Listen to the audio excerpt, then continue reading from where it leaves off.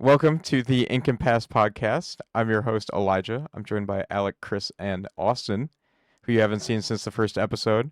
Today, we're going to talk about some of the rule changes that Ravensburger just announced, and we're going to go through some of our predictions for the newest set that's coming out, Winterspell. But before we get into that, we're going to start with our weeks in Lorcana. So, Alec, how have you been?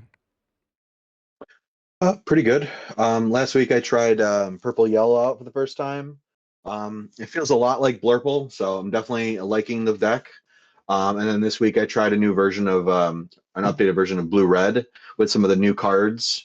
I gotta say I'm a big fan of it. I'm not sure how it's gonna fare against the purple decks in this game right now, but it definitely felt smooth. It definitely felt like there was a good draw engine starting up into the deck again. So I'm definitely interested to see how that goes.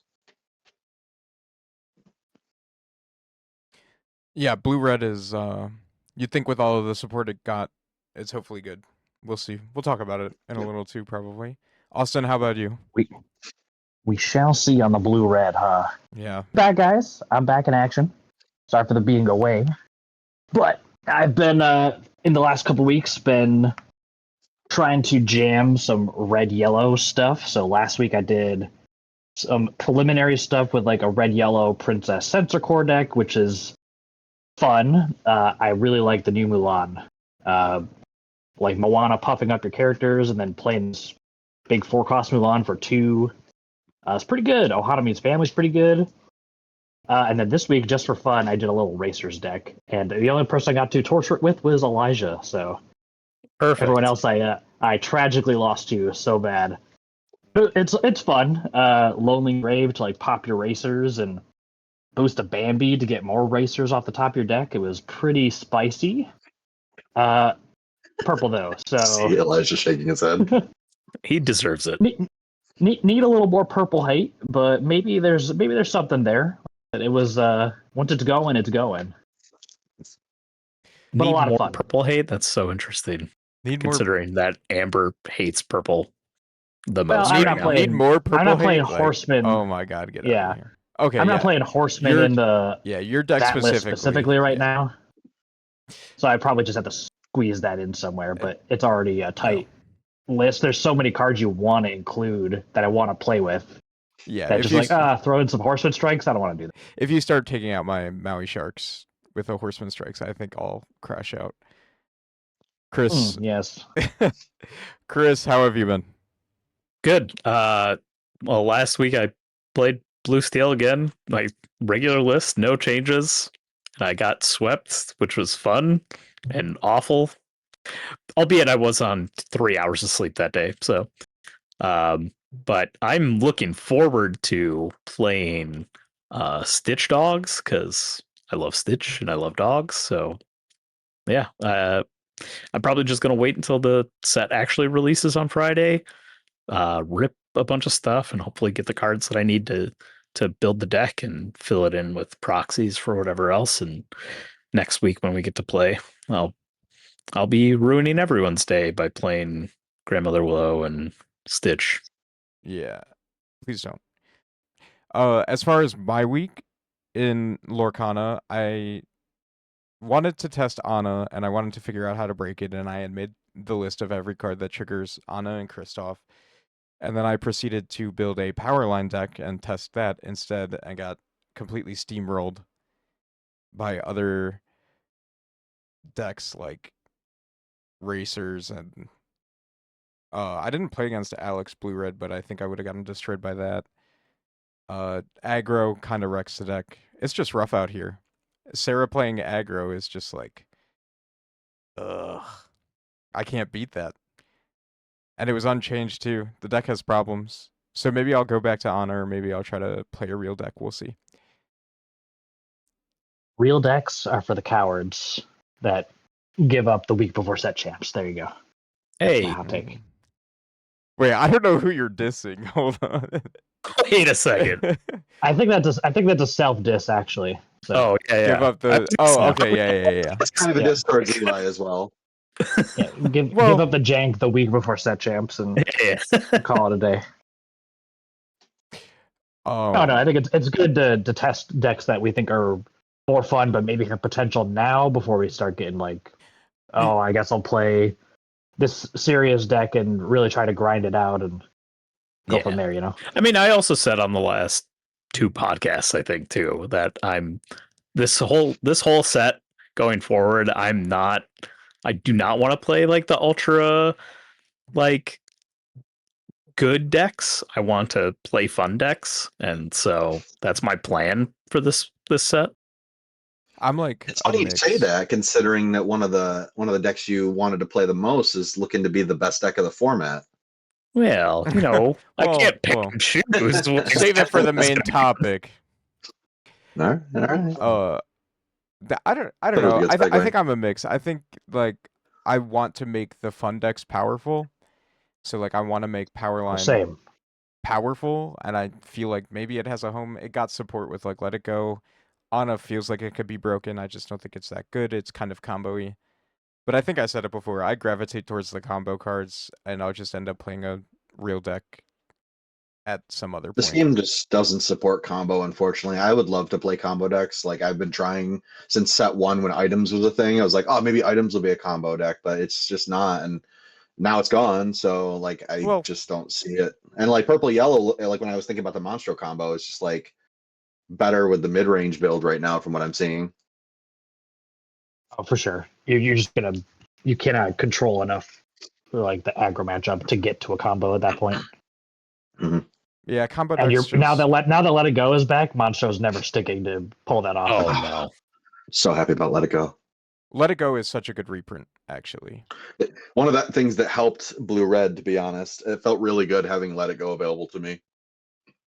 Yeah, I think it makes sense. I don't think it's a overly powerful card. Anyway, we're gonna move on to the news because there have been some updates from Ravensburger. The rules, some questions about some of the cards coming out in the new set, and some packages for the DLC, which we're gonna start with. The premium package, which is 300 euros. So that's $357 plus dollars. Oh, I thought it would be less. No, it's more expensive. That sucks. Okay. Yeah. You get a premium badge. It has Pegasus on it, so it's not Mulan, which you would get for the competitor. And it just says premium. You get access to a Discord, expedited check-in line and priority queues throughout the venue. So I don't know if that also means for like signings. What else? There's like a couple like card vendors, food. There was like, if it was for food, I might just do that. Yeah, right? Exclusive challenge water bottle. It looks fine quality. The choice of one playmat, a non-foil Dragonfire promo card, and a non-foil Let It Go promo card. I don't know what those are going for currently. I probably should have checked that, but I'm sure they'll go down after this package comes out. Yeah. I mean, the playmats themselves were going for $400. So Yeah, this whole bundle going for under $400 and you get a playmat, it's going to drop the price of playmats. yeah. And then we have our VIP package, which is 700 euros. And it is a VIP badge, which has the Simba picture instead, and says VIP, and that's why it's special. Private Discord space for feedback. Also, the expedited check-in lines, a 3-day VIP lounge access. We don't know how that's Maybe. gonna look, if it's super nice. An exclusive backpack, which is pretty cool actually. An exclusive water bottle that you get from the other one. Both playmats. And one of all of the non-foil challenge promo cards. So that includes like Simba, Mulan, Elsa, Dragonfire. I think there's one more. Those were the Dragonfire and Elsa were like limited. They were they're definitely limited stock from what I remember. So those might not be available Well, okay, the Dragonfire but- is in the first one. I don't know about the Elsa. We'll have to see what they consider part of the main set. But you do get both playmats. So you're getting an extra playmat, a backpack, VIP access to a lounge,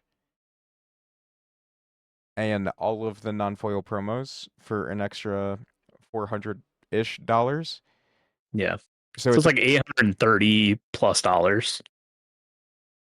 it seems like a lot, but It seems like a lot, but when you think about the value of the stuff you get, like some of that stuff you can't get anywhere else, like the water bottle and the backpack and stuff. But those promos, like they carry value as is. Yeah, they're gonna dip in price once these like packages start getting released. But I mean, we all know that the playmats are like $400, and you're getting two of them. That basically covers the cost. If you're thinking about it from like our perspective of, hey, I'm gonna get two play mats for $800. Like that's kind of worth it considering that their current price. yeah, And for like then their all value.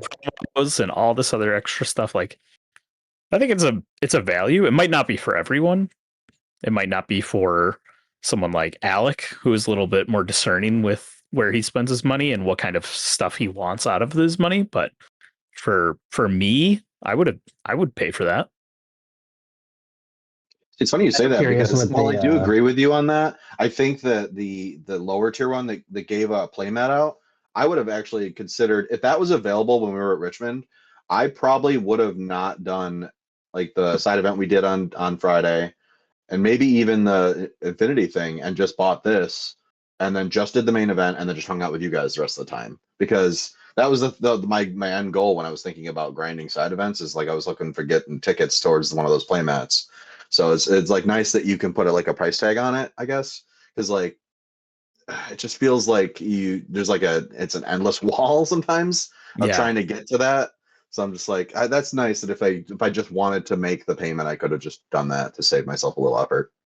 Yeah, I think it saves a lot of people that stress of, oh hey, like I'm gonna go play in these things. I'm gonna go on Sunday after everything's done and over. I'm gonna just sit down and try to play as many games with Lorcana as possible, and then stress out at the end of the day when I'm like 500 tickets away from getting the thing that I want, and I only end up getting the one thing. Where this is like puts a ease of mind of just like, oh, I'm gonna get all the things that I want, and then on Saturday and Sunday I can just have fun, and like I don't have to stress about, oh, do how many side events do I have to win, how many tickets do I have to win this one thing that I want. Everything is just icing on top of the cake, you know. That is curious though, because like one of the things included is the priority queuing, and like one of the things everyone's queuing for is the side events, obviously. So Yeah. like you're saving the queue for the side events that you really no longer have to do unless you want other things on the prize wall. Yeah, I mean, Probably the queuing could be more so for like the card signings and yeah, maybe other it's side I, vendor things like that. You know, meet with the developers that they did the other DLCs. yeah, I think So it they would bring that be stuff back. useful for those things. Like, oh yeah, I mean, I think you can get this as an attendee, right? So if you Sure, buy yeah. one of these packages as an attendee, and all day Saturday, all you're doing is side events and doing these like meet and greets and artist signings and stuff. Like, if you get priority queuing for that, you could just do more stuff. It's a good advantage, and obviously, like I said before, take the stress off you for trying to win the prizes that you want. It's a And the good win-win. thing is, it doesn't really take away from anybody else who's going to the DLC too. Like Exactly. some VIP stuff kind of feels like it does. I mean, other than like you have the lounge access, I guess. Like everything else is just kind of like, hey, everyone else can get the play mats, everyone else can get the promo cards. You can't get the water bottle, Yeah. but who cares? Yeah, That's a perk, I guess. and for the VIP one, it's a backpack, but like everything else That's right. is Yeah. available, and the backpack is cool. I'm not gonna lie. The backpack is very cool. I just love having It does stuff look kind of nice. yeah, I love having stuff with Lorcana on it, like Yeah. Lorcana logos and symbols and stuff. I mean, just look at our like logo. It's great. I want more stuff like that. So having an opportunity to get it in the future, that'd be cool. Yeah, I Yeah. think one weird thing I was thinking about this was it does, and Austin kind of brought it up, or it was either Austin or Alec talking about it's like decentivizing playing actual side events. Like you just don't have to do that now because most people were playing side events to get the playmats, and you're not playing in the side events because you already have the playmat. So it's like this little weird thing, but it's also like I'm assuming this is their response to people. Everybody knows it happened. I'm sure they know it happened. People would just show up in pods of 8. One person would pay for everyone, and then everyone would give them their tickets, and then they would go and get a playmat. And I'm assuming that this is to stop that from happening. And they want like Yeah, like if you want to play mat, you could just buy one. Here you go. right, exactly. It- Since you're what I basically say. buying it anyway, instead of buying it for $200, now you're going to buy it for $350. And but then maybe they also want to get their actual numbers on how like how big their certain side events are. Like, is sealed really that big if we're not giving stuff away? Is this little core constructed thing not actually that popular if people aren't just scooping to the person to get the playmat? So I think it's Yeah. an interesting decision. I don't really see any negative to it besides the maybe decentivizing. Is that the right word? Yeah, kind of. Just like not incentivizing people to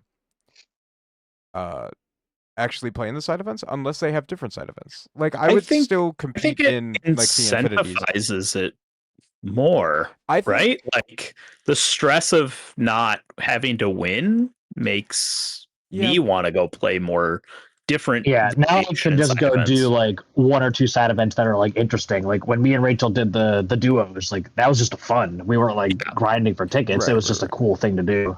Or like if we did triple deck format, like that'd be I would have been more just a cool inclined side to event do you're not grinding Infinity if I for. could do that. right, and then it's like For less sure. toxic too because then everybody's doing it for fun. Yeah, I Yeah. see that, and I also understand that like this gives you more time to go do the artist meet and greets instead of having to um grind for tickets. And like we love the artists here. There will be an art draft up hopefully soon. We're cooking. And so I think any way to let people experience more of the event because the event was great. Yeah. All right. Great. Moving on to their rule changes and some of the questions people had about some of the cards. The first one I have up is they just changed a lot of the wording about playing things for free and that it's when something is being played for free, it is an alternative cost, which means you are not paying a different cost for it. And then it's still like the grandmother willow that does technically happen, that trigger happens, and then it still happens when you're playing the character. So you're playing that character for free, but it's also getting discounted from the grandmother willow, so the triggers don't like carry over. Like it has to be the triggers have to be used up there. So singing a song is an alternative cost, shifting a character is an alternative cost. Just these things to make it more clear that you're paying an alternate cost. Nothing super special. Yeah, there's a lot of stuff in there on just like proper way to lay out the turn order where it was like said before, but it wasn't like strictly laid out. So yeah, something now I it's like said, very strict. Like this is how your turn is structured the whole way through. This is how a challenge is structured. Like you exert the character first, then the challenge actually happens, then the damage step happens. Like all the tiny stuff that was just assumed before. Yeah, they said in one of their updates that especially challenges, like challenging was a one-step process. Now it is officially 2 steps. Yeah. Which makes a lot of the cards just clearer. It's just a way to clear things up, I think. I mean, from Alec and I coming from Magic, it combat was always declare and then deal damage, and it was like always divided up into things. So it makes a lot more sense now that they're kind of going along with this integral, like, hey, when you declare a challenge, you exert your character, and then it moves on to damage and all this other stuff. And then triggers happen during that step. Like it makes way more sense being laid out that way. And all of us understood how it worked, but it was just the rulings were not clear. But it in that. makes cards like Gothel, the damage counter moving Gothel, a lot clearer now. And Yeah. it makes sense why her triggers happen the way they do. Like you exert her, then you have her trigger happen, then the damage happens after the trigger happens. So Yeah. Yeah, it was a very good decision to decide to update the comprehensive rules to make things a lot clearer. They also cleared up that because everybody has questions about this, the cards that are face down under boost when you're under a boosted character, when that character gets banished, they are face up in the discard. So that was something they cleared up too. I'm gonna save the best for last, so we'll jump to Grandmother Willow. The fact that you cannot choose when you do your Grandmother Willow triggers. They happen right at the beginning of your turn, and then you are paying one less for the next character you play. I think a lot of people got like Mandela affected on what that card said because a lot of people were like, no, it's a May ability, and it doesn't say May, it says pay. It says you pay one less for your next character. It says once during your turn you pay one less. Yeah, I think people were just like, oh, it's Lantern, and it's like it's kind of Lantern, but exactly. I think the confusing part of the wording was the once during your turn. Just like kind of makes it sound like you can choose that time during your turn when it happens. But it's just saying that it will only happen one time. The time you're choosing is the first character. Right, it has to be the first character. And then, best for last, the taking damage change. Taking damage to take. A character or location takes damage whenever damage is dealt to, put on, or moved to that character or location. So this includes movement from Mother Gothel, movement from Cheshire Cat, movement from Belle. This is all taking damage. So the Lilo, who I sort of have the picture up, but now it is cropped out of the screen, says it prevents the first time this character would take damage this turn. During each opponent's turn, the first time this character would take damage, she takes no damage instead. So anytime you would move, the first time you would move damage to her, she does not take that damage, which is crazy. It negates a Cheshire trigger, which is like insane. But I think it's a little weird that they changed this wording. Austin, I know you have some feelings about this, so why don't you start? I sure do. I do agree that this change just makes the Lilo way stronger than originally was like thought. Like, oh yeah, it's just the same problem that I think when we initially saw it, we're like, oh, it's just the same thing with Rapunzel. It's just gonna get Cheshire Cat killed, and this card is trash. But it makes me mad that they had this thing that they were planning for like the rule set update and like this new era design space that they've been doing since last set in Whispers. And they did not have this updated text for Rapunzel for some reason. So she's still a dealt damage on the support trigger, versus this is take. This is the only card that says take also, by the way. Maybe there'll be more cards in the future, but it just is like, why introduce this new design space and not give it to the super interesting support card that you had last set, the legendary? And that was just the super rare or rare Lilo is the only card that has this text. I don't know. Just kind of irks me as an Amber enjoyer. Yeah, but that's fine. I think they kind of maybe dug themselves into a hole a little bit, and this is what they intended the Rapunzel to do, which would make sense why she is a legendary. But it just like that's what I feel. That's what it feels like, is that Rapunzel should have also done this. Yeah, but I think they dug themselves into a hole when they defined what dealt meant.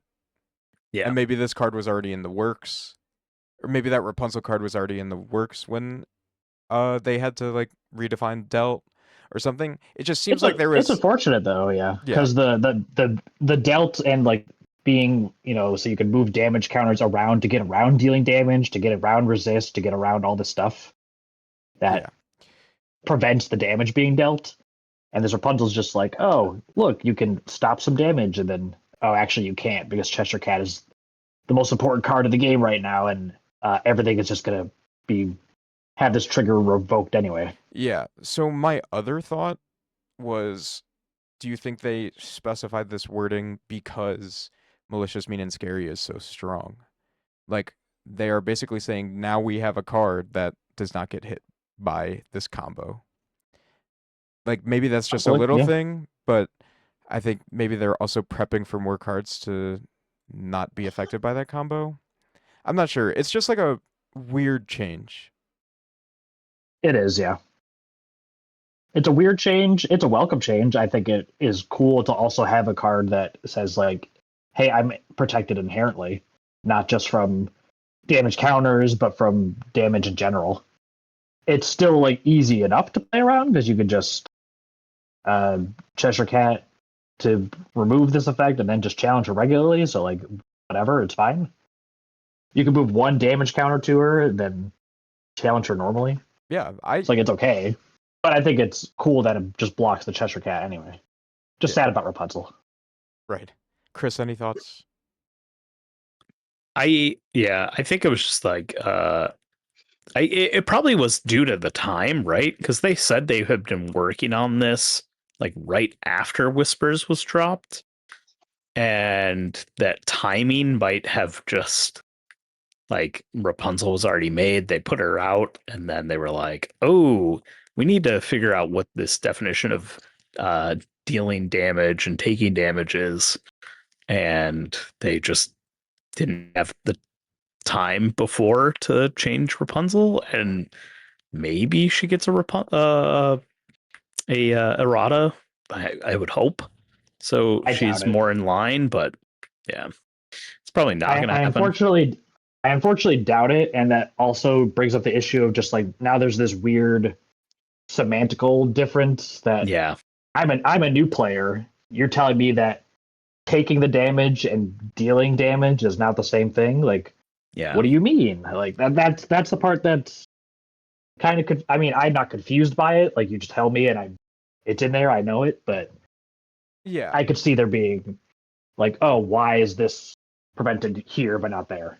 I mean, And the yeah, reason is because it's it in the kind of makes rules. sense. Yeah, it makes sense, sort of. Like, dealing damage is like, I'm poking you, basically. And then taking damage is, I'm giving you the damage, you're taking I it. took I took those Right, counters from you. exactly. Like, I'm giving you the counters off my Cheshire Cat. You're taking them, and you're like, no, I don't I take didn't want them. to take them, but yeah, actually, I don't want to take those. Yeah, instead of like dealing damage, like, I'm poking you, and then Rapunzel's like, no, you can't poke me anymore. yeah. That's a Yeah. little sus, I'm sorry. Alec, you have Hey anything to yo. say? Yeah, I'm mixed feelings about this. I don't think I'm scared of the card being overpowered or anything. What I think is weird is that there's so many different versions of taking damage in this game, like the putting a counter on it, taking by moving, by just having an actual effect of dealing damage. It's just weird to me that there's like so many different ways that these can happen, but then there's also so many different ways that you can be resistant to them as well. It's a lot in a game that doesn't actually have a lot, like doesn't have all of their abilities aren't keywords like I'm used to from like Magic, where like even like in the new set they would always come out with like a bunch of keywords, and that would be like the kind of the staple on most of the cards before they showed like a random card with a paragraph. But like with this, I think it's interesting. I like that maybe like they're clarifying it a little bit, but I do think there's a lot of different ways to look out for, which can be a little bit, I guess, new person difficult to, I guess, to understand, because like if someone who isn't familiar with taking, moving, and all that stuff, they might not understand this process. I think it's I wish it was a little clearer, but I do like that we're maybe getting a little bit more ways to describe each of them. Yeah, I think maybe we'll get a keyword. Maybe it's called like I think shield or something, and it's like resist, it was actually a right. keyword. I think that'd be cool. Yeah, exactly. It's like resist, but instead of preventing damage dealt, it's like worded like the Lilo ability, kind of, but it only does it for like one damage. So if you're moving two off of your Cheshire, I'm only getting one from the movement or something. I don't know. It's weird. I think probably it's just like a fine change. The cards definitely have different wordings on them, so it's very like easy to point out like this is the card that you have to look out for. So I don't think Yeah. it's a issue necessarily. It's just a little Yeah, right odd. now it's one card. Right. Yeah. Great. I think if it was a digital card game, then they would probably change Rapunzel. Yeah. But there's this issue where they would have to then print all of the copies of the card, and they're just not going to do that. It's just hard to know their intent, and we can just speculate. So we can't go too hard on them, I don't think. Oh, yeah. Again, long story short, it makes the Lilo actually somewhat playable. So Yeah. there's that at least. Yeah, it's good. Yeah, I And, think it's good support to aggro potentially. and like Alex said, it's not going to be overpowered. You're going to see this in one deck, and it's Amber Seal aggro. Or Ben thinks also Blue Steel aggro. I'm not sure if that's really a deck. Sorry, Ben. I think it could be, but we have to figure something out. We'll see. With that, we're going to move on to our main topic, which is our hopes for Winterspell and our predictions. And we are all knowing, so everything we say will be how everything plays out. I mean, Ben is all knowing, but Right. he's not here this week, so you get us instead. Okay. So you get like, we're right some of the time. Yeah. It's like we're right like 100% of the time, 60% of the time, or something like that, right? Yeah, like 60 or 70% of the time. Yeah. 60% of the time we're right 100% of the time. Yeah. Right. So basically everything we say you should listen to. Don't take any of this with a grain of salt. It's all important. And we know what we're talking about. So we're going to go through. We've seen all the cards. We've looked at all the cards. We'll probably just bring some of them up offhandedly. I'm not going to throw all of them up on the picture on the screen. But if you want to check that out, go check out the tier list that we made, that me, Ben, and Ivan made. It was a fun recording, and we go through every single card and we talk about them. Also, we do not have a question of the episode this week, but if you would like to get your question of the episode in and read on the podcast, leave it in the comments, and we will happily read it. We love answering questions, and we love arguing. So, as long as it gives us something to argue about. We love arguing. But jumping into the main topic, I want to figure out what you guys think are the biggest winners from this set, and what decks you think got like zero support and were left behind. So, Alec, I'm going to start with you. Who do you think is the biggest winner from this set? I mean, pretty clearly, Willow is a pretty big card coming out this set. I think like most forms of yellow are probably getting heavy support from it. Or the early speculations, I don't know for sure what's going to be the most problematic, but it does look like Dogs is looking to be the most scary with it. I can definitely see like purple yellow definitely jumping to the top of like the purple decks probably from this, I think. Being that it ramps better than Blurple ramps right now, which is kind of crazy. So I mean, we'll see. But yeah, I would probably say purple, yellow, and Dogs are the ones I'm looking at is probably the scariest. Yeah, makes sense. Willow's a good card and is probably going to shape a lot of the meta. Austin, how about you? So I have a couple minds. Obviously, Amber looks pretty strong. It's been getting enough support in like the last couple sets too. So for like just edging things out a little bit, like World's Greatest didn't inherently get buffed, but all characters got buffed, so that's just a stronger card than ever. Horseman Strikes, dealing with the evasive that Amber was not able to deal with too easily before. And now there's board wipes, now there's Willow, so you have Amber being strong on the low end, but also being able to do things on the high end now, which just makes it like a more versatile color. So I think Amber is definitely like the winner of the set. Unfortunately, I think Purple also just inherently got a bunch of new tools that are pretty strong. A lot of the boost characters, I still think the boost genie is going to be a problem to deal with, either like in purple green or just in Blurple. There's a way to, like, if you do not deal with this genie, it's towards the end of the game, it's your closer. And that inherently just makes yellow purple, I feel it can be a problem to deal with. It can outgrind people. If it gets too late in the game, it can board wipe if it's falling behind. It can be aggressive to deal with the aggressive decks like Dogs. I think it could be just built more versatilely, just because it inherently has all the draw too.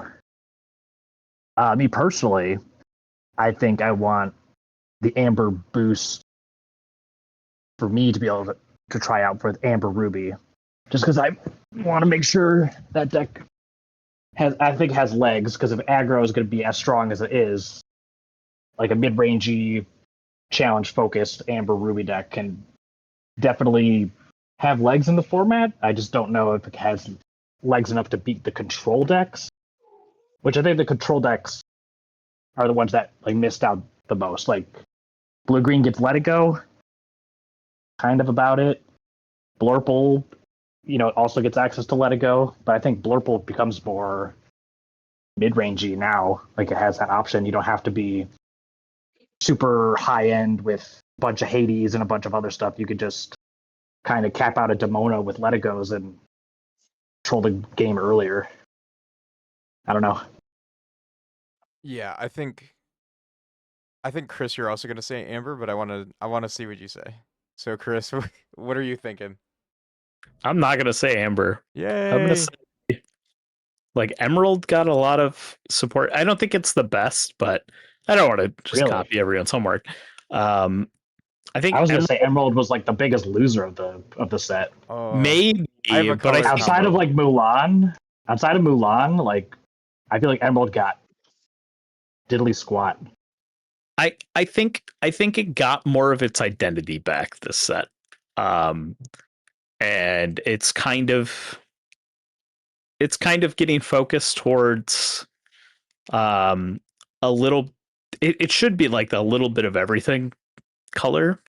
But with Chernabog and um Donald Duck and Mulan, its identity is like strength manipulation.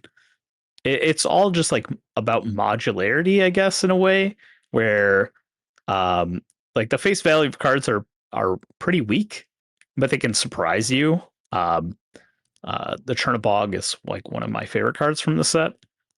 In terms of like being a removal card, and then you usually pair Emerald with Amethyst because the card draw, and being able to like manipulate your opponent's discard with Amethyst, and then you play this thing that gets rid of one of their cards in play, and then they have to go dig through their discard for something that they would want to play. But if you're just removing the things that they would want to play, like it's super interesting. It's not there yet, I don't think. But it's nice to see that the identity is coming back instead of just being it's kind of whatever. It's a little bit of everything, but it doesn't do anything super well. And then the only deck we've seen Emerald in are Amber and Sapphire combos, and only because those cards have support for board wipes, essentially. So it's nice to see something that's not just a board wipe focused deck coming soonish. I don't know if it'll be any good, but it's coming. Yeah, well, notice how when we said Amber is gonna be, Amber is the biggest winner, we didn't mention the board wipe at all. So I think that's kind Yeah, of like telling about like. it's interesting though because it means like Amber can have this top end control-y portion that it never had access to before. Like you had Surfer Stitch and like those like top end cards, but Surfer Stitch kind of just felt like I'm an aggressive deck and I just need to get 2 more cards to be like out aggressive my opponent. Versus now it could be like Surfer Stitch is digging for removal pieces to like help you grind out the game.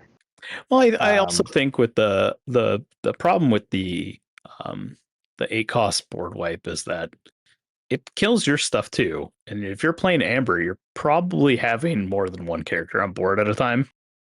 So wiping your board and then wiping your opponents isn't always good in that situation. And then on top of it, if you pair it with Emerald, you're getting a one-sided board wipe. So why not just do that? Right.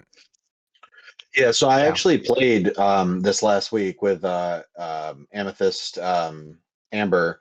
It was like the mid-range purple build. It's kind of like Blurple.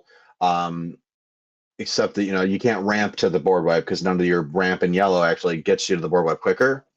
So what I found, I played against Marty last week, who was on a non purple yellow, sorry, non board wipe version of purple yellow, and I thought they both like had their state their like their perks, but him not having the board wipe I think was interesting because like just the potential that I could just clear everything from his board again, like before, like when we easily just had a B prep in the game, and we could just there always was that looming threat of just I go wide, I could potentially lose the entire board.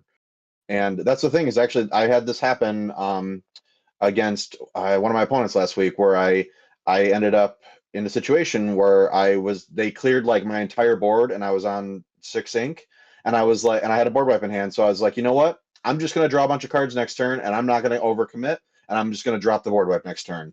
And it ended up eating like 4 of our characters, so it was a really good play, and it like turned the game around. And then at that point, I took over. I think that being a little more expensive and being in that's the thing is like you mentioned, it's not overpowered right now because we're talking about other cards in yellow, but having the board wipe exist again is going to create the lines where you have to play around it. Also, the lines where you have to put cards in your deck to beat it. It also gives the people who are using it the ability to actually answer threats that they may not have been able to, like ward characters, for example. They have another way to attack those ward characters that they wouldn't have been able to target them with. So I think it's good that this exists again. Creates like the opportunity, and I definitely don't think that either, like you said, with the green not like already having its own one-sided board wipe, yellow green might not need this. They probably good with the board wipes they have, and the same goes like yellow purple has a very heavy board situation where they want to try to just push the board state, and they don't really want to just drop a board wipe and remove their entire board state, but it also doesn't hurt to have it. Like it's like how Ruby Amethyst was. Ruby Amethyst didn't want, like back in the day, it didn't want to board wipe its own characters off the board, but the fact that it had that looming threat of being like, well, if your board looks better than mine, I'll board wipe, and that's fine with me because then next turn I'll follow it up with a Lady Tremaine or a bunch of big characters that will just take over the game after. So I think it's good that it exists. I'm glad that there isn't a scary yellow deck that it's going straight into, so we don't have to be scared that it's going to be a problem yet. But it might create those decks, so we'll definitely have to keep an eye on that. Yeah, I think we'll have to keep an eye on it. You're right. Just the threat of it being in a deck makes you play so different that just throwing a one of could like completely change up how your opponent plays, which is interesting. It's just like, are the decks going to be playing it? It is a very specific deck that does have to play it, which is probably a good thing. Maybe it makes yellow blue good again, since blue's the Right, only color that can exactly. ramp to it. We'll just have to So see, I guess. It's something that I think might end up seeing play later in the set. Mhm. I'm gonna pick maybe a I hot take. think that's a good point, Elisha, because like obviously usually it ends up being like aggro dominates early, then people figure out how to play aggro, and then the control beats the mid range that's beating the aggro. So then a board wipe deck could be the answer to like those two decks at the same time, and then who cares about aggro? It's aggro's dead. Yeah, I think that always happens. Aggro always out of the gate.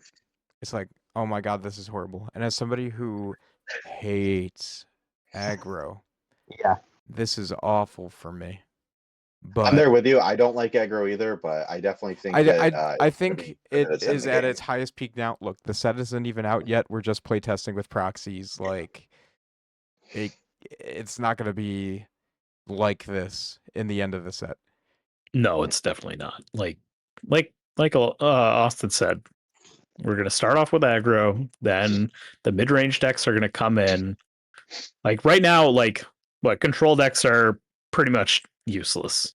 Like if you're playing a control deck, it's not gonna be good. So then the mid-range comes in, they start killing all the aggro. Aggro dies because you can't play it. Mid-range becomes a thing, and then the control decks come out and start dominating. It's going to be the same thing. It's a cycle. Yeah, I wouldn't be scared yet.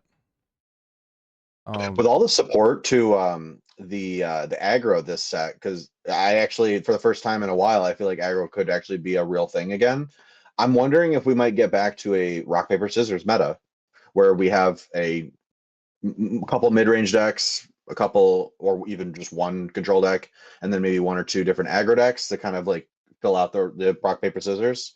It's interesting if it could actually potentially be a thing again. I hope we get there because we did go from it was a wide meta to like everybody's closing in on aggro right now, and then like those control decks are kind of falling because they can't beat a deck that goes 6 characters wide on turn 3.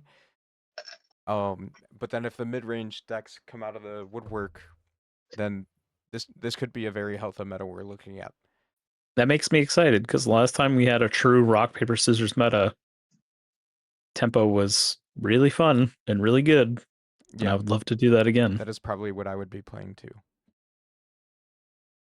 I don't want to pick Amber, so I'm gonna pick Blurple. Ruby.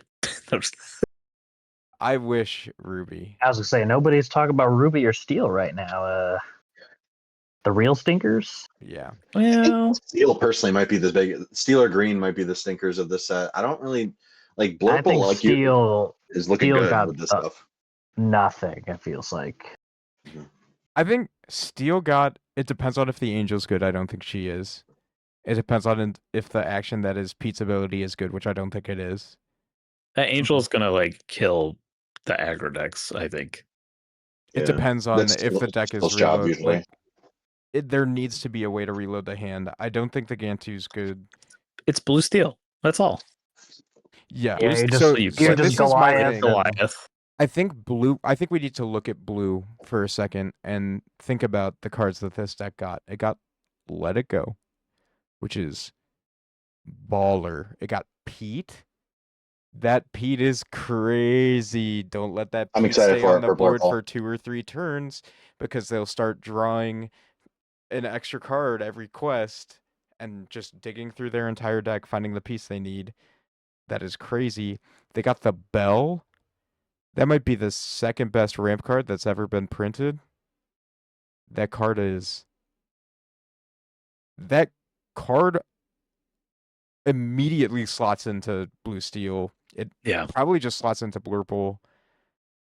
Probably. I would play it over Bell Cindy helps and out the Blurple. curve.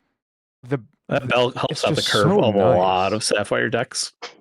You can Oh, you can yeah. you can start cutting like those 7 cost, 8 cost cards, and then finding like 6 cost cards, or you can even cut some of the middle tier cards and just go, okay, I'm gonna play this bell and kind of go wide. It helps with the little stuff. And it solves it. It is slightly worse than Cindy in some ways, but it also solves some of Cindy's issues, Yeah. which is it's Uninkable. inkable. Bell is inkable, Cindy's uninkable. Cindy takes a bunch of cards, like you have to take cards out of your hand that you might want to keep. Bell is just taking the card that just got banished and putting it into your inkwell, so it's not making you make rough decisions from your hand. Yeah. And then it also like presents this threat that your opponent has to think about, like, do I really want to give them more ink here? And she triggers off of herself, and it's like And every the other character craziest too. thing is she quests for 2. Yeah. Like it's the first time like we see a good ramp character that just quests for 2, has a decent body too, Oh, right? don't She's a sleep on my 2/3. boy Donald. No, I know, but he only inks once. She has the potential to ink a lot. So many times. Yeah. So many times. I don't think this Moana is great. I think there are some points where she's very good. Like if you go Cindy into Moana, then it's pretty good. It's just weird. I'm not a big fan, but I could see this be a winning card. And then I had one more card I wanted to talk about. This Tamatoa with Ward. Ward is Love me the some Ward. strongest keyword in the game. Yeah, I There's can agree no with way that. this card is bad, right? He's a 6/6 with Ward. There's no way he's bad. I don't know. We'll see. I cannot hear you, Chris. I'm sorry. Is he discounted for each item? No. No. Oh, No, okay. he just This costs is 7. I want the new one. Oh, okay. Yeah, when you put a card, so he's boost 2. He's a 7-drop, Oh, inkable the 6/6, boost. Okay. boost 2, ward, quest for 1. Whenever you put a card under one of your characters or locations, okay, it says this turn at the end. This character gets +1 lore pip this turn. So you can play it with the Scrooge and it goes crazy. If you just have 2 of them out, they're both questing for 3 if you boost both of them. So I think this card is like Even interesting. without the Scrooge, if you just have a bunch of random boost characters, if you have Pete in play and True, something yeah. else in play, Synergizes with Pete. and the guy himself, like you can quest for 4 on Yeah. like just any turn inherently Mhm. without a big combo. If you play blue yellow and you play Bambi in it, and if you play that Bambi item, card, we need to talk but about I it. don't know if you play. Yeah, that Bambi card is good too. Actually, that might be a yellow winner. But I just want to say, we probably don't want to sleep on blue this set, because if yellow blue That's some becomes a really deck, it's interesting ones. because both of them got support.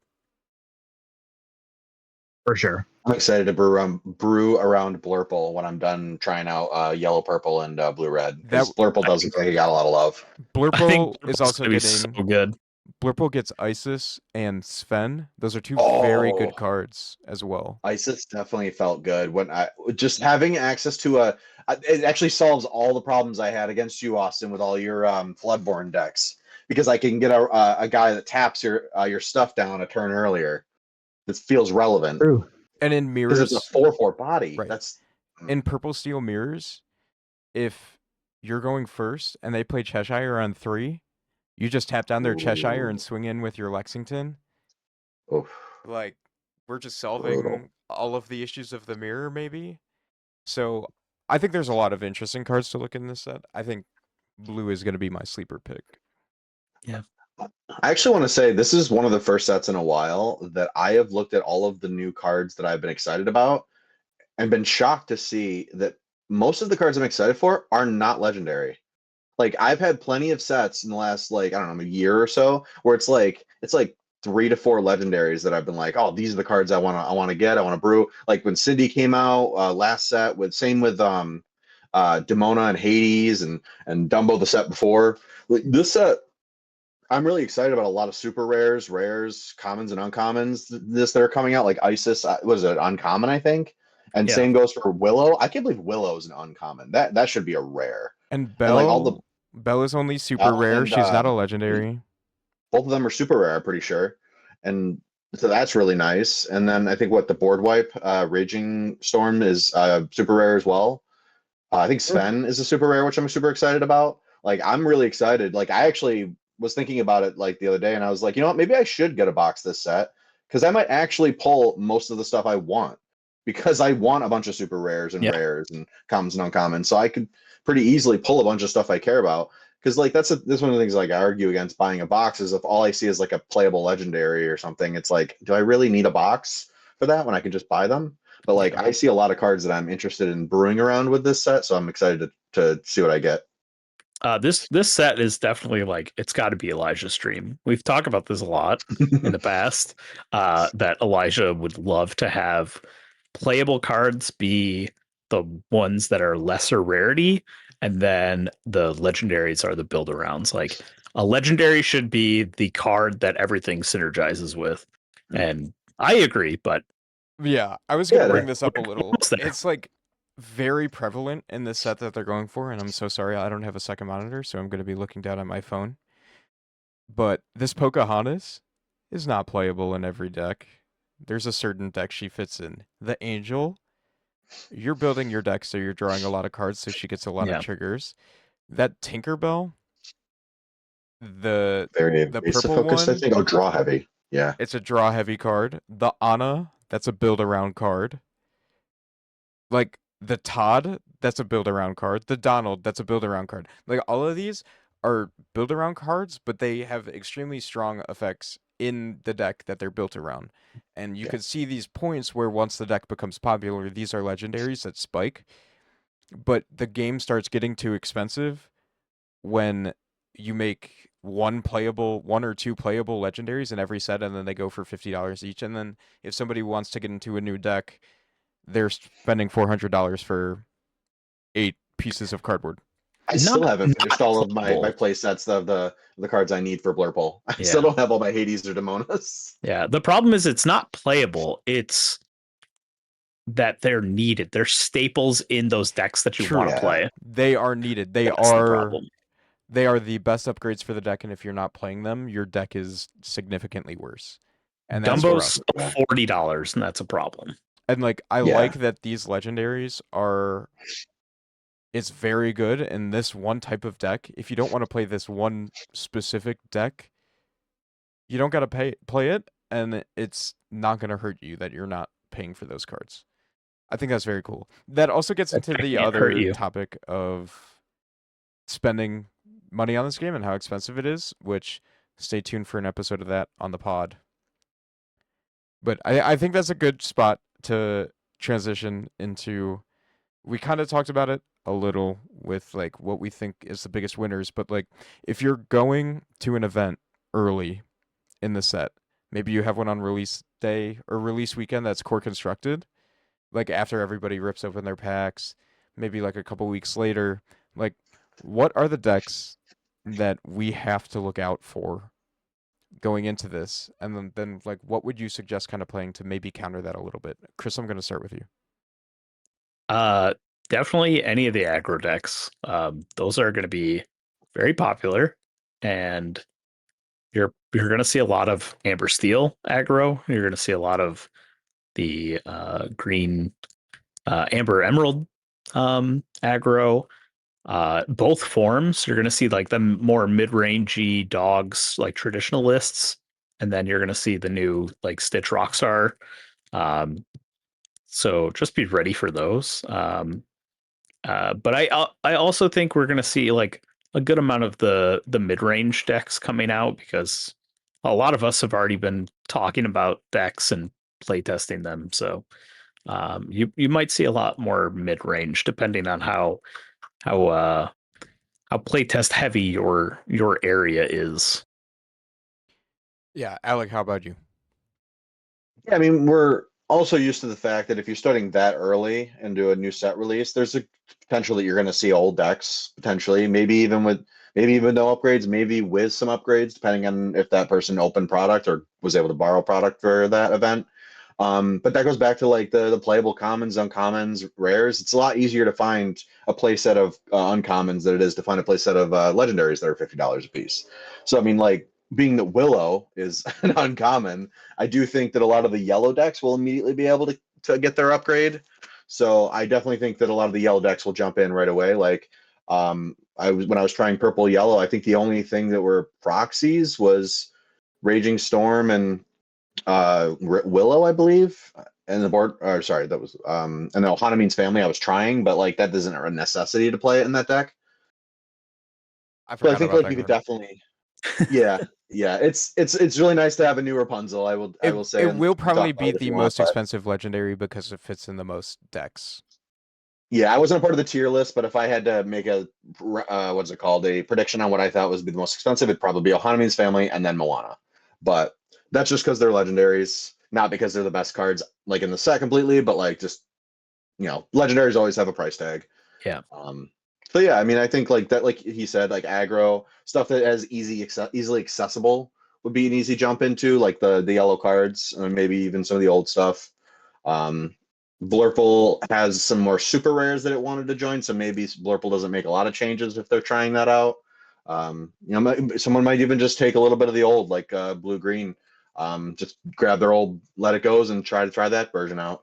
I saw a great list earlier today.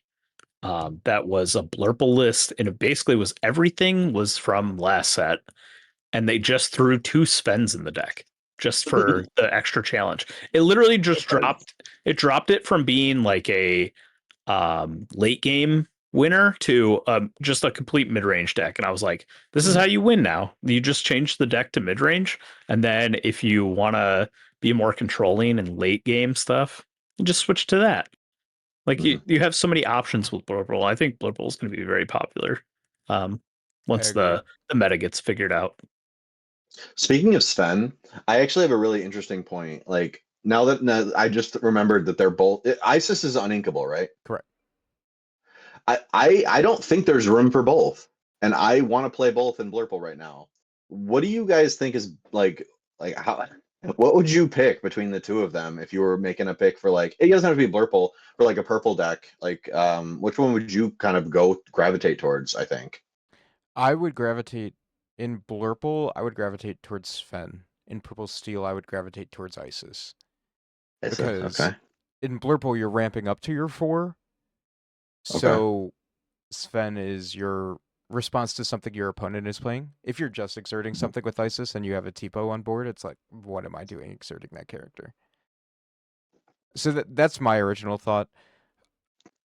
Austin, I do want to know your opinion. Are you bringing racers to your first event you have, and what do you think you'll be playing against? I think a lot of the points are just kind of going to echo here a little bit. People are going to be early on. There's going to be people who want to experiment with the new stuff, but it is kind of easier to just supplement what you're already been doing with some new cards. So, like, yeah, the Willow is inherently going into like dog decks and purple yellow specifically. I think you could probably see a lot of that. I know around here people really find purple yellow particularly interesting. So just being able to transition over to that, and then you could do purple yellow in a bunch of different ways too. So you could do it again, kind of more controlling, like Alec was doing, or more built towards the mid range with what Marty was doing. So there's a lot of ways you can do that. I do think you might see a couple different mid range decks come out the woodwork. So maybe some purple green tempo mid rangey stuff or boost stuff. You could see. I mean, I'm definitely going to try Amber Ruby. That's my shtick. That's what I'm going to do. Will it be racers? Probably not, but we'll see. I Your do Princess think build you'll seems like probably it's a lot of see. draw. It does, yeah. That's all I really felt like I was missing in that color combo up to that point was draw. Like I just couldn't keep up with the draw of purple. Couldn't keep up with all the evasives of purple. Now you can deal with that stuff, and that's probably all you need. Plus, you Honestly, got I don't Rapunzel care. back, We got Rapunzel. It's not as good. It's still good. But obviously. Yeah, but it's not as getting a 1/5 body that quests for 2 and the Rapunzel effect, can't have it. But I do think you'll probably see a downtick in like green blue control specifically. I think it's just going to be not. I mean, green blue was already kind of inconsistent. You had to really tailor your deck to win particular matchups, and now I think just dogs is going to definitely be too fast.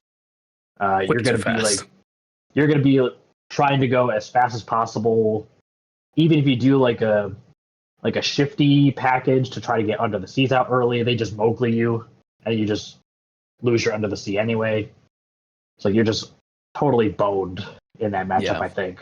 and they're so much better at Or refilling otherwise, your you have to menu. be like, yeah. Otherwise, you just have to be like very careful about it. And then yeah, if once you board wipe them once, if you are under the sea focused, then you probably did not hit their Rockstar Stitch that's in play, so then they're just drawing again. Right, exactly.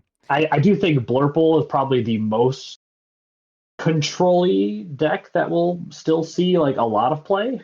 Because again, it got a lot of interesting new tools, so it's just a matter of kind of what Chris echoed. This how are you building it? Are you building it where it's mid-rangey? Are you building it where it's like full-on like grind game control? You have 42 different draw options. You can build Blurple completely differently now too if you really wanted to. I don't think you'll see builds that tailor too differently than what you saw last set, at least at the start.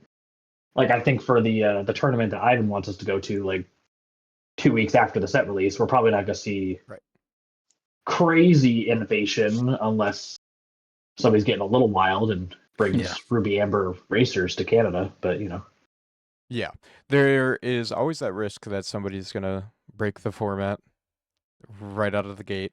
It won't usually happen, and I don't know if it's the best use of your time to attempt to be that person if you are going to an event very early.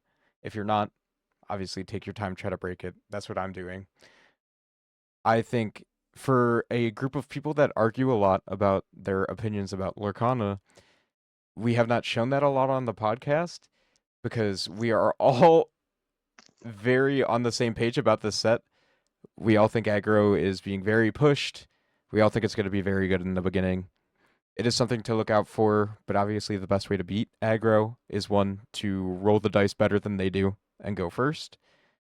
If you're also playing aggro or play mid range, and I love playing mid range and I love playing mid range mirrors, so I would be playing a mid range deck probably going into an event, just because that's the type of thing I like to play, and I don't like flipping coins and rolling dice.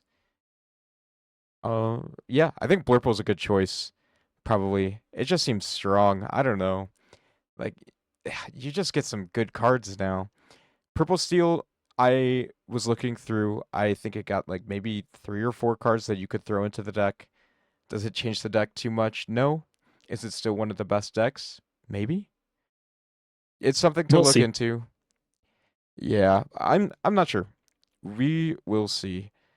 And then we are talking about all of this stuff right out the gate. It's going to be strong. Once people are given enough time to cook, is there anything you really, really want to see, or anything that you think could have potential, but nobody's cooking it yet? Like, there are these people prepping for these early events, and they're just going to stick with what they know, but then there are going to be these cooks lurking in the shadows. And what do you think that they have, or what do you want to see them have cooked up? And Chris, I'll start with you again. Oh, um, yeah, I'm really not sure. Like I know Ivan's around doing weird things, and I've seen I've seen him play some. They posted some weird lists, so I I honestly just kind of hope that it might not happen this set, but I hope that the least represented ink pairing gets some love. Red Steel? Yeah. Red green.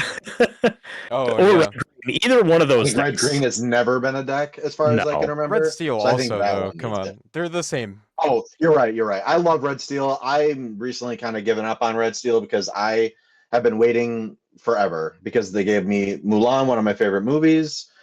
Like they gave us a good synergy in that color combo, and they gave like the fight mechanic was really interesting, like that they're pushing, but like it just seems so invalidated, and they just don't seem like they want to push the good stuff for that color Yeah. combo. I mean, the nice thing for Ruby Steel now is that you do get Goliath. You do finally get a draw engine because the problems we've seen in the past with that deck, it was a very powerful mid-range deck. It had 0 draw, and the draw options were like the worst things ever. In the future, I mean, it's definitely not going to happen this set, but because the way Ruby has been printed the last couple sets, Yeah. I think that's the issue. Ruby is getting these weird cards that makes it a very support color. Like Ruby and Steel are both these cards that are very good at complementing the color that they're being paired with. yeah. So if you put Mhm. them together, it's just a little odd. I guess same kind of goes with green, but I think green can Uh, kind of do stuff on its own, and it has a couple different directions it can go, like the tramp angle, and then it also has like prints and stuff. So there's a couple I different think ways. the problem with green being the main color is that the other support colors have to do a lot of heavy lifting. Like that's why we saw Sapphire Emerald last set. And the thing that was carrying Sapphire Emerald was the ramp and getting to those big cost things. And it's the same thing now. It's like you have to find that synergy between those Emerald cards and getting the Mulan, for example. You need to have stuff that can give her strength. Otherwise, she just is a one quester, right? Yeah. And that's a lot of Emerald cards. They always need something else to pair with it to make those cards look good. But unfortunately, the synergies are very loose. Yeah, I get what you're saying. Austin, is there anything you're looking forward to maybe cooking? Because you are kind of our local cook. You like sticking to your weird decks. Yeah, I think. I mean, I know what I'm going to be building towards, but what I hope to see, I think there's got to be something for Ruby, because inherently, just the new like double brawl song is so strong. I think Elijah It's cooked it's a pretty cool strong Ruby into deck. yeah, something like that.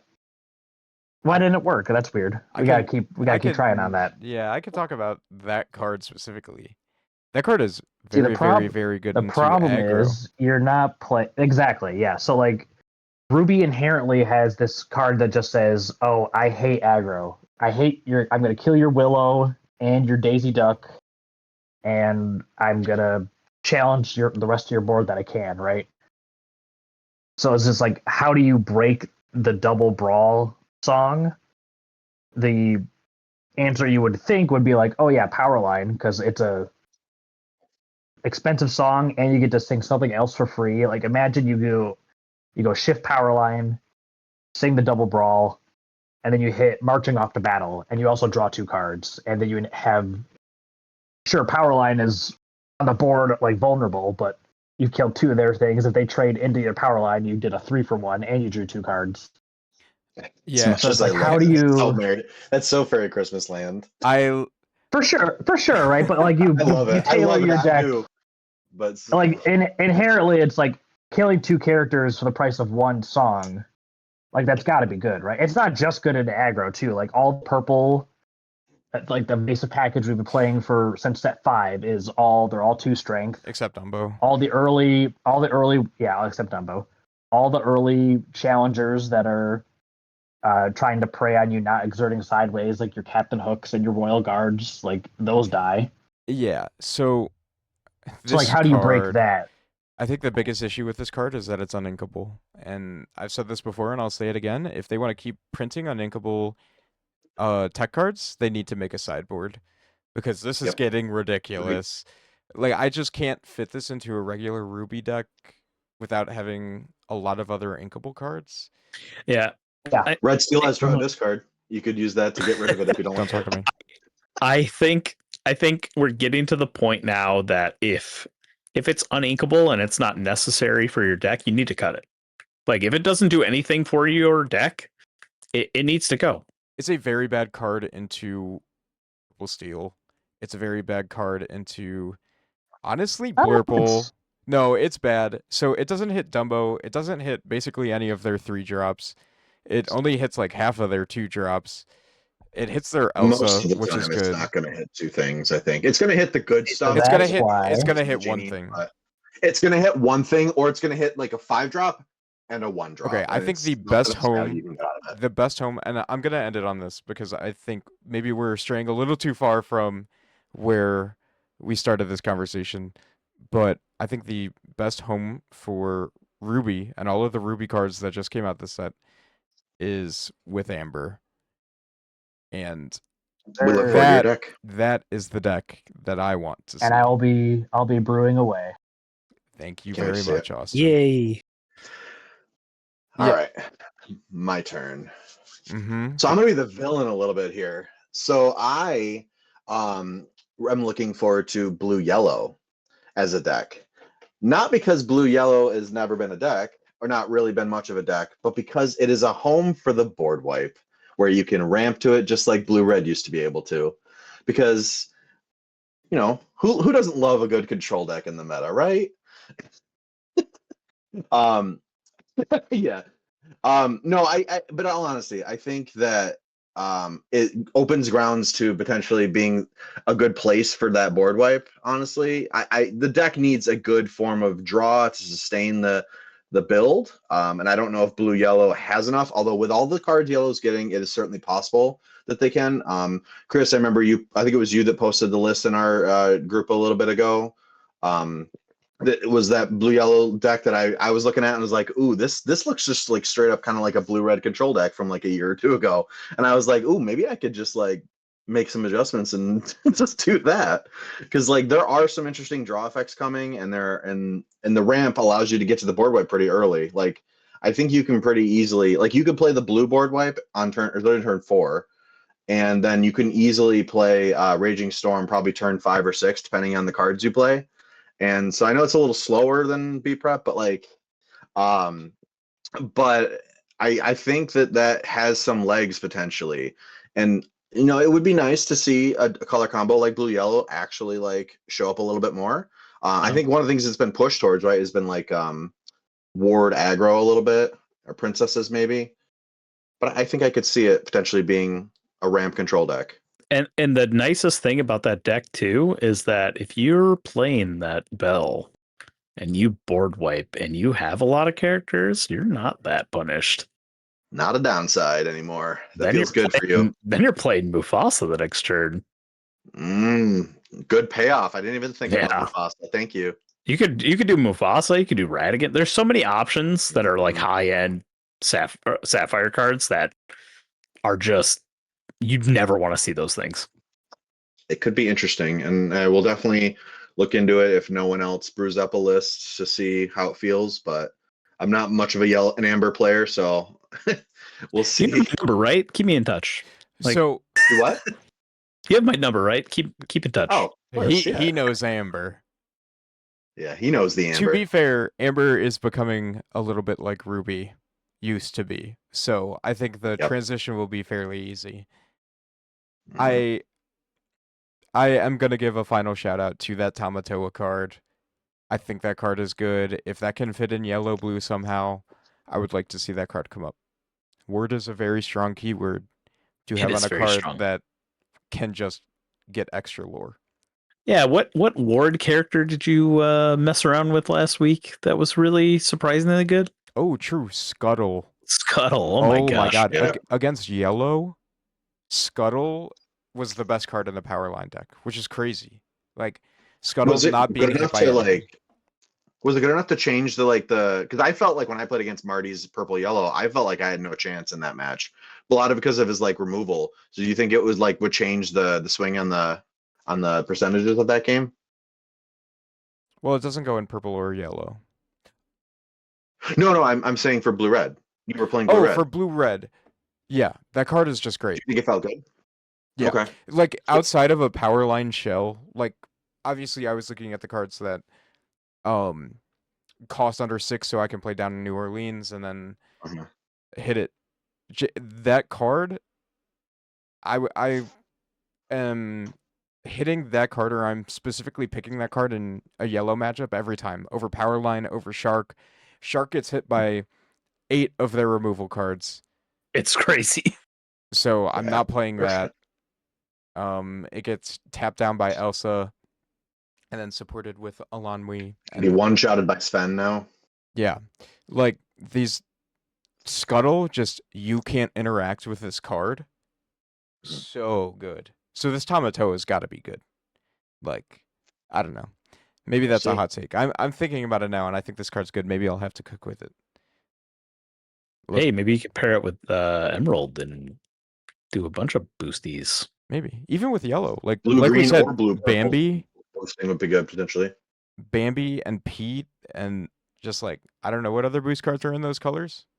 Something. There's some probably. Hey man, if you're already at 7 ink and you're playing that Tamatoa, the next turn you just drop Donald Duck and boost them, he's questing for 4. Or you just play Scrooge and put a card under everything, and then give him a lore too. for everything. Yeah. Look, it's interesting. Somebody break it and send me the list because I won't have time because I'll be building something else. Which brings us to our final section of the podcast, a little fun one. We're going to go around and we're going to talk about our Chase Enchanted and then the card that we want to pull a playset of on day 1 so we can test it immediately. Austin, why don't you go first? All right. Chase Enchanted, probably Ohaname's family. I mean, just look at it. I mean, I think that immaculately all the art in the set looks fantastic. I think as much as I don't want to play that Elsa, the Enchanted Elsa would also be a close second one. I think the paper Really? mache look on her looks like the best out of all of them. not paper mache, but you know what I mean, the paper craft. Yeah, Yeah. yeah. They all but have this Ohana very distinct definitely. style. I don't need a playset of Ohana on day one, but I'd like as many as I can. And I need my playset of Marching Off to Battles and 4-cost Mulan. We need to cook with those. So here we go. Wait, which one's the 4-cost Mulan? Oh, the one that you It's pay the one less for. one less if you have a damaged character, and one less if you have 5 strength or more. Gotcha. And Marching Off to Battle is just such a cool card. That card could be I just, just like like so the strong. inherent synergy of if you're already playing the 1-cost Mulan, or I guess the Fazu if you're doing that.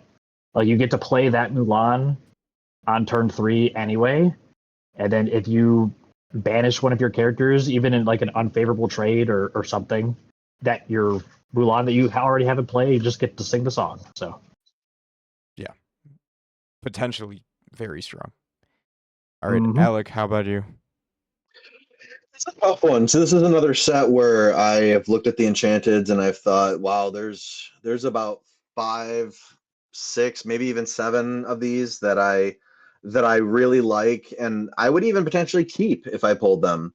But it's also probably another one of those sets where I say that and then don't pull one of those Enchanteds again. I think I have yet to pull a single Enchanted that I've actually wanted to keep, and I think that it's possible that Ohana Means Family, Raging Storm, Bell, I think are probably like the top of the list of ones I would potentially keep if I pulled them. I really like the art on those ones, and I love Lilo and Stitch. I love Beauty and the Beast. Um, it's tough because Moana is also one of my favorites, and I think the art was pretty cool on it, but the price tags on those just makes me think I could just fund my my game by just selling it to someone. So unfortunately that would probably make the not make the cut for keeping, but it's probably, I think I would say Raging Storm after all that. If I had to pick one of the Enchanteds, potentially keep, and just it looks really cool and it's a board wipe. I like board wipes personally. So I would go Raging Storm. Makes sense. What's your card that you want to pull a playset of? Is it also Raging pull a Storm? playset of? Yeah, probably. There's too many blue cards that I really want to play with. Pete, Bell, and I'm drawing a blank on the third one at this moment. Moana, sorry. I think it's possible to get a playset of Pete or Bell because I feel like that might be like one of the more expensive super rares in this set. But yeah, Raging Storm would be one I want to pull a playset of as well. Nice. Yeah, makes sense. It seems like you're really leaning towards playing a board wipe style deck. If you pull that Enchanted, it'll slot right into. I think it would be cool. Oh yeah. Chris, how about you? I love ducks. I'm a big Duckverse fan. So when Darkwing got his card and the Enchanted, I instantly put a message on our Discord and was like, please give me if you open. So that is definitely the Enchanted I hope I open. And it's kind of a tie between these two legendaries for playset that I hope I open. It's either the Donald Duck, the Emerald Donald Duck, or Darkwing Duck. Like either of those, if I get a playset, I'll be happy. I want to play decks with both of those cards, so it'd be a lot easier on my wallet if I just got a playset of those without having to pay whatever legendary price. I don't know. I don't think that Donald's going to be too expensive. I feel like that might be. I don't think either Is of he a those legendary? legendaries are going Yeah. to be expensive, but He's the boost to support legendary, right? yeah. Yeah. Oh yeah, I think he might carry a couple bucks. I don't think he's gonna be like a 20 to 20 plus No. legendary. Maybe he'll be Which like is 10, good. 15. Re-emphasis on that is good. Yeah. I'm fine with all our legendaries costing $40. Yeah. I don't think any of the legendaries outside of like maybe Moana being expensive. Ohana Means Family Ohana Means Family, yeah. is the only I don't one. think it's gonna carry I the don't price think tag of Moana will Rapunzel be bit. up there. I think it'll be up there, but because it is a good draw effect. Okay, maybe we can start arguing. What do you want to I'm argue? saying, No, I'm just kidding. Ivan was on my side with the Moana being a good card. Just saying. He So. was. He changed his mind I since the agree. tier list. It's good. It was funny that he messaged us and he was like, "This card is bad," and then, or no, it wasn't bad, but it was like saying he didn't know it was how he felt about it. But then he came in that day on Monday and was like, "Yeah, it's good." I was like, He's I like, "Yeah, like it's good." this card. All right, I saved the best for last. Me. Yeah. Oh, I think my Chase Enchanted for this set. It's between two. I'm gonna pick Eeyore. The Eeyore is Eeyore's so nice. adorable. I would keep this card in Another a one I'd heartbeat. keep. I would never sell this card. I love Eeyore so much. I don't watch a lot of Winnie the Pooh, but So Eeyore good, is dude. just. My mom told me that I am Eeyore, so I don't know what that says Eeyore. about me. Eeyore is your depressy Bessie. Exactly. So maybe that's what it says about me.